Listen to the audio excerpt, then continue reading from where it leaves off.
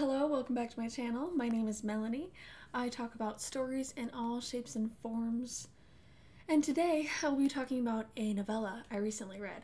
While I've been reading through the Wheel of Time series, I have been every now and then picking up something different, often shorter, so that I can kind of cleanse my palate, regroup, and prepare to go on with this big series. And last week I read the novella This Is How You Lose the Time War by Amal El-Mohtar and Max Gladstone. And yeah, it was really good. I've seen this story talked about, and the only thing I've heard about it is that it's confusing. I didn't even know it was a novella. Didn't know how long it would be. And I mean, obviously I kind of knew it was about time travel or involved like time-related stuff. So this story follows two agents working for different societies, very different societies. The agents go by the names Blue and Red. They play off of the names as they contact and communicate with each other. And it is a love story about how they meet and fall in love. These two are the best of the best in their fields. It's basically a time war where this far advanced future of very beyond human societies has war that utilizes time travel as a weapon against their enemies. So, ooh, the rain is getting intense. I love it. Okay. But being the best in their fields, Blue and Red come into contact and are intrigued by each other. I think that natural competition kind of immediately turns into flirting. So people have some critiques about this book, which I think are valid, and if you're curious about those, you can check out other videos, other reviews. There's some reasons I know that people are bothered by this book, or it's not their favorite. Largely it's because it's very confusing. I've heard people say that it makes them feel dumb, and I felt that at the beginning. To be honest, I was kind of looking for something a little more abstract. I wanted something more poetic, and that's kind of exactly what this is. I think if it was any longer than a novella, it wouldn't be as enjoyable, but it is a novella, and it is very poetry prose-y. There's third person, and then the characters Blue and Red write in letters to each other in between each experience you observe them having. So for me, I loved the prose. I loved the letter format between Blue and Red.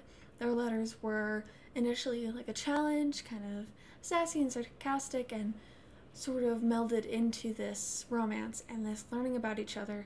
And by exploring new experiences they never would have had in their own communities, they really just fall in love with each other. There are some plays on Romeo and Juliet there that I find are interesting, with Blue and Red and, Montague and Capulet, that kind of vibe. They're not really enemies, so I wouldn't describe this as enemies to lovers, but I would say it is like competitors to lovers, because they're each individual sides they're on are like enemies, but they don't have a personal vendetta against the other. Each one of them is just trying to be the best at their job, so they still succeed in a lot of ways, but still risk their lives and their jobs by communicating with each other in really creative ways. I would say while this writing style was enjoyable for me, and while I wasn't bothered by how confusing it was confusing in the sense that I wasn't really understanding how the world worked and everything the whole time. At the beginning I was very much like, okay, just keep reading and try to slow down and pay a little bit more attention to the science, I guess, behind it, and not even that it was immensely scientific, but what are the functions of their individual worlds, and what are they trying to do, and where are they each scene, each chapter that they experience. And so it's I had to pay attention more than I normally would in that way, but I find that it does make enough sense. And something that I wanted to talk about when it comes to what I learned from this read, it was a quick one, it was a short one, it was necessary for what I was looking for, but what did it teach me about writing? What did I observe? And I think something that I definitely noticed was the world building. That is something I can speak to. Having read a lot of various levels of intense world building, I like that this is so vast and so intimate at the same time. I think this book does a really good job of that, in that the characters Blue and Red live in this vast I'd say, infinite world where they can go anywhere at any time, and they do for various reasons to make advantages in the world and in their war, but it's still so distant. They're not really close with like anyone else like they are with each other. There are some things I wish had been explained better about the characters there. I maybe think we could have gotten more of who they were before and what growing up in their world was like before they explained it to each other. That would have maybe helped me. But when it came to world building itself, it was cool. The whole setting was just time. And you get, just to name a few without spoilers, some places they go to. You get to see Atlantis, you get to see London. I think one of them works with the Mongols, I think at some point, something like that. And there's just a lot of stuff like that where you get a descriptive, beautiful setting and a moment, and then they find the letter put in that place in time by the other. And it's really cool how that whole experience, that whole intimacy that they have with the world can be so lonely. They are the best at what they do, so they are sent out often as agents in the field to either cause chaos or to save a certain people that will benefit their people down the line in history. And it doesn't need to make much sense that way, I think, for you to get the sense that they are both very alone. And so when they find each other and they see that challenge and they start working off of each other, then it turns into the fact that they're drawn to each other because they haven't met anyone so much like themselves in that way, and yet so different. I think it's described that like the only thing that they have in common is that they're the best, that they're both the best at what they do. And while that's true, I think they both have a desire for something beyond being the best because they are alone out there in the world, and some really beautiful conversations and letters come from that. And so I think when it comes to time travel stories, I like when there isn't much explained. I like when it doesn't need to go into depth on how it works.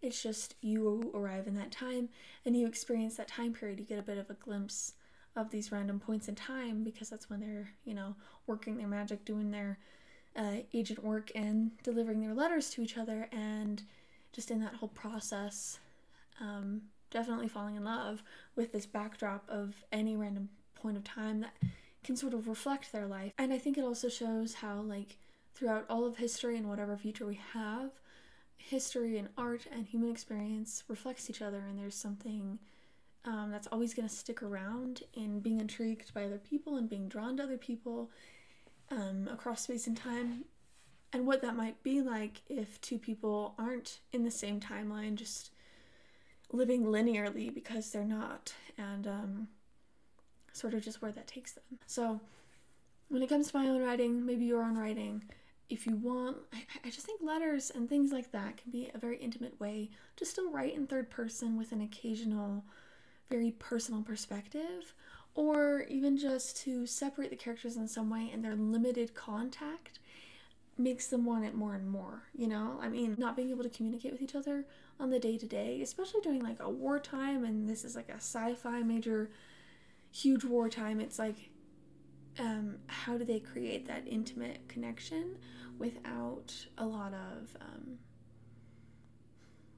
contact? So yeah, I think it's cool. Like I said, I didn't need to fully understand the world or why the war was happening or the people that were in charge.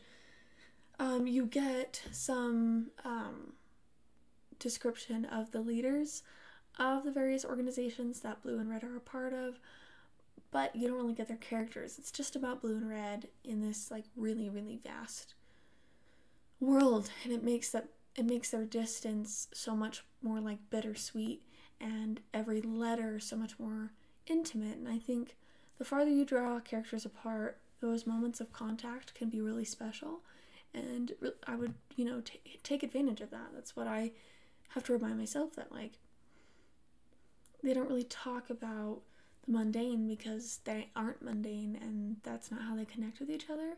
So maybe that's another thing that people can learn from this story, that I can learn, is that in contact with other people and learning about yourself by learning about another person or another culture, make each contact mean something, even if it seems insignificant, And that's why I think it's recommended. Don't actually write how people talk, because people talk about their day-to-day. They talk about the weather in a non-metaphorical, deeper sense. People just talk about, everything. And I think you need to find what's important for characters to talk about, to connect. And I think distance, distance makes the heart grow fonder, that whole phrase. Even, like, whether or not you believe that to be true, it can be an effective tool in creating longing between characters. And I think that, at least I got the sense of that. I personally don't write and often don't read a lot of romance, but I really can enjoy romance when it's set in like another genre setting, like sci-fi or fantasy.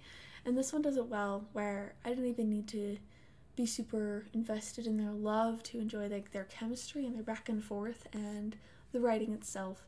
Sometimes you just want to read poetry, and I think this book kind of lets me do that without just reading poetry. Like, I still get a story out of it. I don't know. But yeah, those are just some quick thoughts of mine. If you've read this book and you have any thoughts, please let me know down in the comments. I know this book was popular for a little while and a little while ago, but I just barely picked it up, and so I have these fresh thoughts on it. And yeah, so what do you think of the world building in this book? If you haven't read it, what do you think is important in world building, and how specific do you think sci-fi writers or even fantasy writers need to get to make it immersive?